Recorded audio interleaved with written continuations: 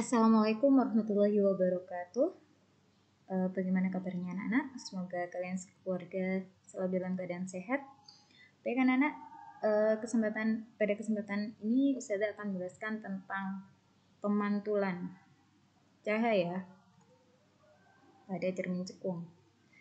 Nah, sebelum itu kalian harus tahu bagian-bagian dari cermin cekung. Yang pertama Ustazah mulai dari sini ya. Jadi dari ini yang melengkung ini adalah cermin cekung ya. Terus ada garis lurus di tengah ini disebut sumbu utama. Kemudian di sini ada namanya titik O. Ini adalah pusat optik. Kemudian ada F disebut titik fokus dan ada P disebut titik pusat kelengkungan cermin ya. Kalau di cermin cekung itu ada pembagian ruang. Ya, ada pembagian ruang di mana ruang antara O sampai F ya, O sampai F ini disebut ruang 1 ya. Kemudian antara F sampai P ini disebut ruang 2 dan antara ruang P sampai ke belakang tidak terhingga ini disebut ruang 3 gitu ya. Terus di mana ruang 4-nya? Ruang 4-nya ada di sini ya. Di belakang cermin. Nah, ini adalah ruang 4-nya. Oke, anak-anak. Selanjutnya, untuk menggambar bayangan pada cermin cekung, maka kamu harus mengetahui sinar istimewa pada cermin cekung. Ya, ada 3. Yang pertama, sinar datang sejajar sumbu utama. Ya, jadi sinar datang itu panahnya menuju ke cermin ya, dipantulkan melalui titik fokus ya. Nah kalau sinar pantul itu panahnya dari cermin gitu ya. Sinar yang kedua, sinar datang melalui titik fokus ya. Ini gambarnya harus pakai penggaris ya biar lurus. Dipantulkan sejajar dengan sumbu utama ya. Nah, dipantulkan sejajar dengan sumbu utama. Kemudian sinar istimewa yang ketiga ya. Sinar datang melalui titik pusat kelengkungan cermin ini. Melalui titik pusat dipantulkan lagi ya. Ini sinar datangnya dipantulkan lagi melalui titik pusat itu. Jadi kembali gitu ya. Baik anak-anak, selanjutnya pembentukan bayangan pada cermin cekung. Nah, ini kamu harus menggambar ya. Bagaimana cara menggambarnya ya, pakai sinar istimewa 3 tadi ya. 3 sinar istimewa cermin cekung tadi. Nah, ini Ustazah meletakkan sebuah benda nih ya di ruang 3. Maaf ini nggak bisa lurus ya kalau pakai pentul. Meletakkan bayangan di ruang 3 ya, ini ruang 3. Kemudian kalau ditanya berarti ruang bendanya di mana? Berarti di ruang 3 gitu ya. Ruang bendanya di ruang 3. Oke, selanjutnya pertanyaan kedua. Berarti di mana ruang bayangannya? Gitu ya. Di mana ruang bayangan? Gimana caranya? Ya kamu harus menggambar dulu untuk mengetahui di mana letak ruang bayangannya. Caranya kamu menggambar dengan sinar istimewa yang pertama ya. Sinar datang sejajar dengan sumbu utama tadi ya. Nah, dipantulkan melalui titik fokus ya. Ini tadi melalui titik fokus sampai straight ke belakang ya, sampai ke belakang. Nah, ini nggak bisa lurus kalau nggak pakai penggaris namanya. Ini saja biar memudahkan kamu aja. Kemudian yang kedua, pakai sinar istimewa, sinar datang melalui titik fokus ya. Melalui titik fokus dipantulkan, jadi dipantulkan ke sana sampai ke sini ya, sampai ke sana sejajar dengan sumbu utama, sehingga di sini ya astagfirullah ya, di sini kamu menemukan titik potongnya. menemukan titik potongnya di sini. Nah, baru kamu gambar. Yang dimana ada titik potong ini berarti ini letak kepalanya. Nah, berarti ini ketemu bayangannya. Ini bayangannya. Bayangan.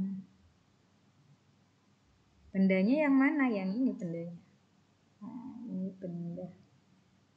Ya, maaf anak-anak karena tulisannya mungkin rada nggak rapi ya, karena memang ini pertama kalinya pakai pen tool.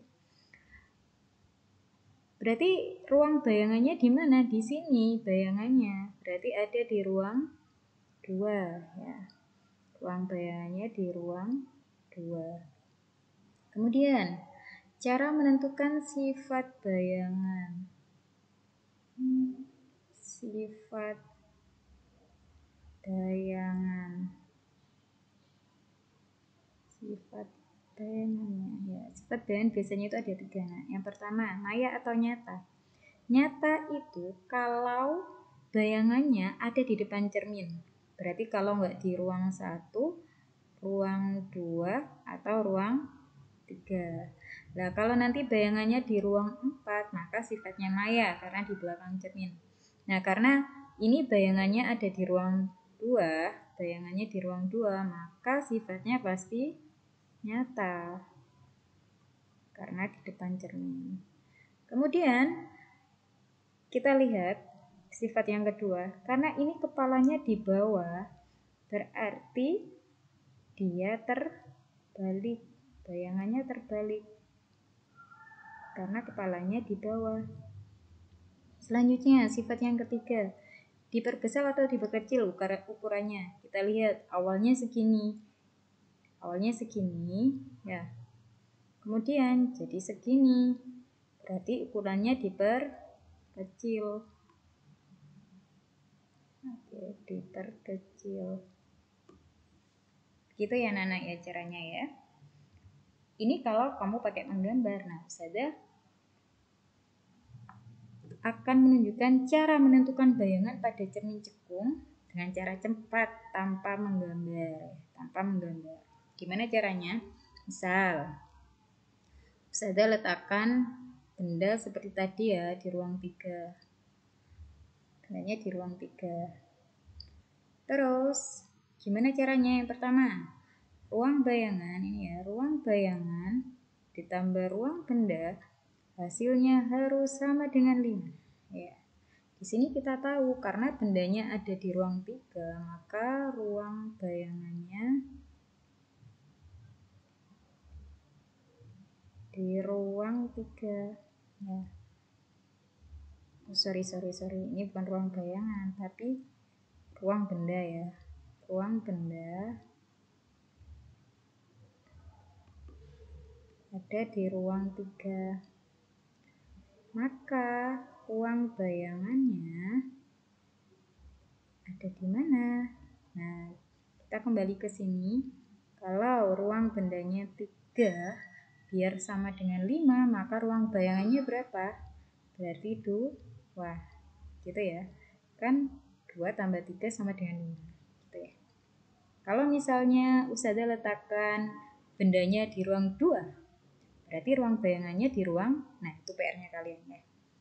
Ditentukan sendiri. Selanjutnya, cara menentukan sifat bayangan. Sifat bayangan. Oke. Tadi yang pertama ya, nyata atau maya ya. Yang kita lihat itu adalah bayangannya. Nah, kenapa kok bayangannya? Ya karena yang ditanya adalah sifat bayangannya. Jadi karena ruang bayangannya di ruang 2, berarti di sini, ini letaknya di depan cermin. Nah, ini ya. Berarti sifatnya nyata. Karena kalau nyata bayangannya di depan cermin, kalau maya bayangannya di belakang cermin. Berarti sifat yang pertama adalah nyata. Nah, oke. Sifat yang kedua, terbalik atau tegak. Nah, ini sudah ada rumusnya ya. Kalau nyata gandengannya pasti terbalik. Kalau maya gandengannya pasti tegak. Karena di sini awalnya nyata, berarti sifat kedua pasti terbalik. Oke. Kemudian sifat ketiga, ukurannya diperbesar atau diperkecil. Bagaimana caranya? Ini sudah ada rumusnya juga. Jadi ruang bayangan kalau lebih kecil dari ruang benda maka nanti sifatnya diperkecil ya. Lagi-lagi yang kita soroti pertama adalah bayangan ya. Selanjutnya kalau ruang bayangan lebih besar dari ruang benda maka diperbesar. Kita kembali lagi ke sini. Ruang bayangannya 2, ruang bendanya 3, berarti ruang bayangannya lebih kecil dari ruang benda, berarti diperkecil.